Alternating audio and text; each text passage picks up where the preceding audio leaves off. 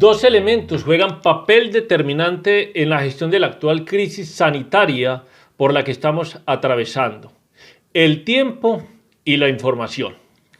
Todas dos por fuera del manejo de los gobiernos, lo que acrecienta todavía más ese nivel de incertidumbre que configura esta actual situación de crisis mundial. Es un tiempo de permanente observación, de estudio, de prueba y error, en donde salen y afloran los diferentes estilos de liderazgo y gestión. Eso sí, lo que la ciudadanía no perdona es la actitud dubitativa, temerosa y ausente de algunos dirigentes y líderes políticos actuales. Hoy estamos ante un riesgo que acrecienta aún más la incertidumbre. La primera fase fue de gestión del riesgo, que implicó acciones comunicativas que llevaron al miedo y por ende a la modificación de conductas, entre ellas el confinamiento y el distanciamiento social, que ahora se están diluyendo en el tiempo. En otras palabras, la gente ya le está perdiendo el miedo. La justificación para estas acciones se fundamentaron en información especializada por parte de médicos infectólogos que evalúan el comportamiento de esta pandemia con la denominada curva de contagio. Y precisamente ese fue el reto que se plantearon los gobiernos, el de aplanar la curva.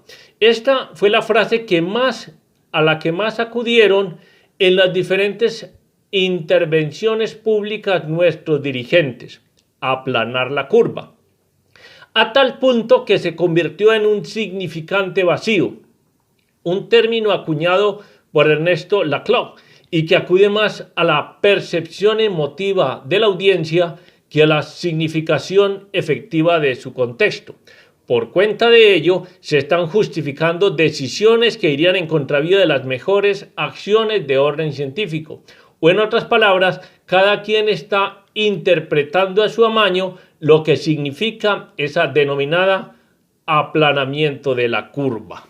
Es cierto que los gobiernos están ante la disyuntiva de extender el confinamiento para reducir el margen de contagio, sacrificando la economía de los hogares, o permitir el retorno a la vida económica, aumentando por ende el nivel o el riesgo de contagios. Es una decisión para nada fácil, pero tarde o temprano la economía terminará pesando más.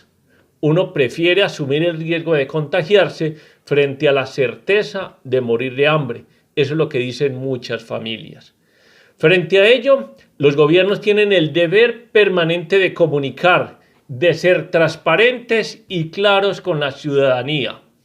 Quiero compartir un ejemplo claro que tenemos en Colombia entre las formas de gestionar y comunicar esta crisis. Concretamente, entre el ejemplo del presidente Iván Duque y la alcaldesa de Bogotá, Claudia López, además de los variados ejemplos que desde el inicio de esta pandemia se han registrado, en donde la misma alcaldesa de Bogotá marcó con sus acciones determinantes la ruta cuando propuso el ejemplo o el confinamiento a manera de prueba y que terminó siendo implantada por el gobierno nacional, y también los distanciamientos que hubo entre el gobierno nacional y las autoridades locales. Pero quiero compartir un ejemplo más reciente. Mientras la alcaldesa Claudia López salió a medios de comunicación nacionales a divulgar su herramienta de medición, que la denominó como el termómetro de Bogotá, con cifras y datos muy claros y específicos, en donde dice, por ejemplo, que hoy Bogotá tiene el 28% de las camas de las UCI, las unidades de cuidados intensivos, ocupadas, pero que cuando en Bogotá se llegue al 70% se tendrán que tomar medidas más drásticas de confinamiento. O en el caso del sistema integrado de transporte masivo, el Transmilenio, hoy, dice ella, tiene el 25% de ocupación, pero que cuando llegue al 35% lo cierra, porque es un foco de contagio inminente. Esos datos se actualizan a diario y sobre todo se comparten abiertamente con la ciudadanía, y eso marca una hoja de ruta para la capital. Es decir, los ciudadanos ya saben a qué atenerse y qué comportamientos son los que están sucediendo.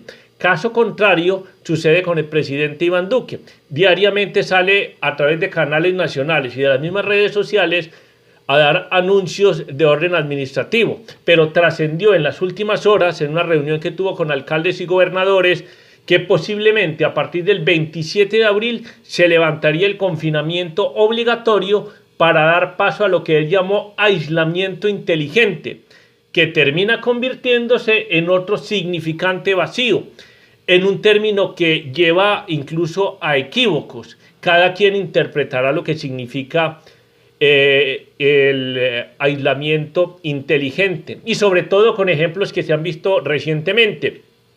Todo tipo de contravenciones, irregularidades y desobediencias ciudadanas, muy lejos de la responsabilidad que tendría que haber en este caso, y que tendrían sobre todo acciones contundentes en medio de ese confinamiento obligatorio.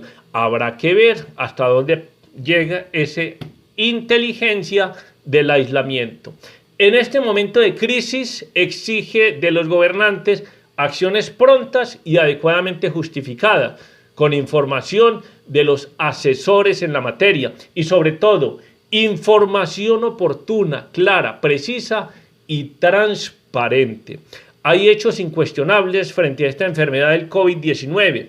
Seguirá presente en los ambientes por lo menos 1 o 2 años más hasta que no se tenga una vacuna efectiva. Hay alto riesgo de contagio para la población que inexorablemente deberá retornar a sus rutinas productivas diarias.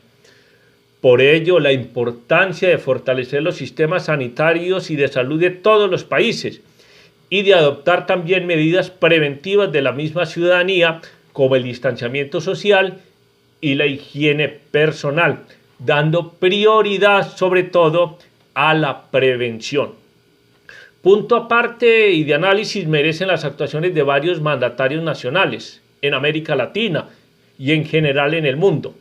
La ausencia de liderazgo, por ejemplo, en Ecuador de Lenín Moreno, que está pasando ya factura, y la prioridad que le está dando a los temas económicos los gobiernos de Bolsonaro en Brasil y de Trump en los Estados Unidos. Eso sí, hay que recordar que en los Estados Unidos están en plena campaña electoral y por eso Trump está tomando esas medidas, esas acciones y esos anuncios, porque está en juego su reelección y tiene unas acciones claramente estratégicas en concordancia con los elementos que lo llevaron a ganar su primera elección. Reitero, este es un tiempo de permanente observación, de estudio, de prueba y error. Se cometerán errores y habrán acierto, en donde salen y se muestran los talantes de liderazgo de los actuales políticos. Eso sí, la ciudadanía no perdona la actitud dubitativa, temerosa y ausente de sus dirigentes y líderes políticos, porque finalmente para eso los eligieron.